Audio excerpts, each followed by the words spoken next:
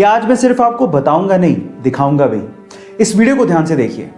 एक लड़का है जो अपने ब्लाइंड दोस्त को यानी अंधे दोस्त को फुटबॉल के मैच में ले गया क्योंकि उसे फुटबॉल का बहुत शौक था। अब वहां पर ना सिर्फ उसे वो ले गया, मैच में क्या चल रहा है वो उसे बता भी रहा है। और गाइस, अपनी दोस्त की आंखों से वो अंधा दोस्त मैच के मजे ले रहा है, मैच को एंजॉय कर रहा है। अब इससे ज्यादा सच्ची दोस्ती की परिभाषा मैं क्या ही दूं। गाइस, अपने दोस्तों के साथ, स्पेशली अपने सच्चे दोस्त के साथ इस वीडियो को जरूर शेयर करिएगा। पंकज त्रिपाठी, आज के समय उन्हें कौन नहीं जानता है, एक्टिंग इंडस्ट्री में एक बहुत बड़ा नाम है। एक बार उन्होंने अपने एक इंटरव्यू में एक बहुत ही जबरदस्त बात कही। उन्होंने कहा कि जब वो 10वीं क्लास में थे तो उनके पिताजी ट्रैक्टर खरीदना चाहते थे, लेकिन वो ट्रैक्टर नहीं खरीद पाए। लेकिन उस वक्त अगर उनके पिताजी ट्रैक्टर खरीद लेते तो पंकज जी के मुताबिक आज वो किसी खेत में ट्रैक्टर चलाकर खेती कर रहे होते और इंडस्ट्री में इतना बड़ा नाम नहीं कमा पाते। उसके बाद जो पंकज जी ने कहा वो आप लोगों को सुनना चाहिए। उन्होंने कहा कि जिंदगी में कभी कभार हमें अगर कोई चीज नहीं मिलती तो उस वक्त उसका मलाल होने लगता है, लेकिन बाद में आगे चलकर समझ में आता है कि उस वक्त जो हुआ वो ठीक ही था। इसलिए जिंदगी अगर आपको हरा रही हो तो आप समझ लीजिएगा कि आपके साथ कुछ अच्छा होने वाला है।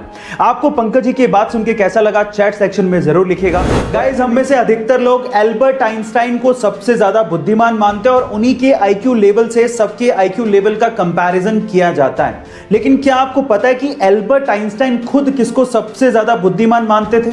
चलो मैं आपको बताता हूं। एक बार किसी रिपोर्टर ने एल्बर्ट आइंस्टाइन से पूछा कि सबसे ज्यादा बुद्धिमान व्यक्ति होना कैसा लगता है, क्या आप बताएंगे?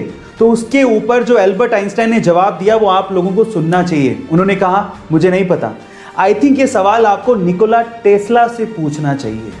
गाइस, अगर निकोला टेस्ला नहीं होते तो ऐसे बहुत सारे इन्वेंशंस हैं जो कि कभी पॉसिबल ही नहीं हो पाते। इसीलिए साइंस कम्युनिटी उन्हें सबसे ज्यादा बुद्धिमान और जीनियस मानती है। गाइस, क्या आपने कभी गौर किया है कि जब हम लोग किसी शोरूम या मॉल में जाते हैं तो वो लोग जब हम वहां से सामान खरीदते हैं तो कैरी बैग तक का पैसा ले लेते हैं, लेकिन जब आप किसी ठेले वाले से सब्जी खरीदते हैं तो वो इतना दिलदार होता है कि वो आपको धनिया, मिर्ची ये सब तो फ्री में ही दे देता है। और गाइस, हम लोग मॉल या शोरूम में जाके कभी मोल भाव नहीं करते, लेकिन इन सब्जी वालों के साथ मोल भाव करने लगते हैं। क्या आपको नहीं लगता कि हमें अपनी सोच बदलनी चाहिए?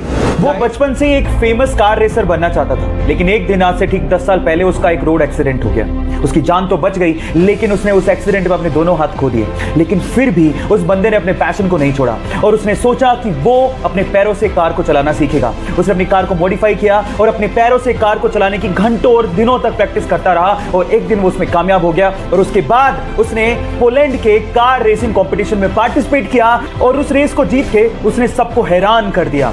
उस बंदे का नाम है बार्टोस ओस्टालेविस्की। गाइस, उसके कभी ना हार मानने के जज्बे को मैं सलाम करता हूं।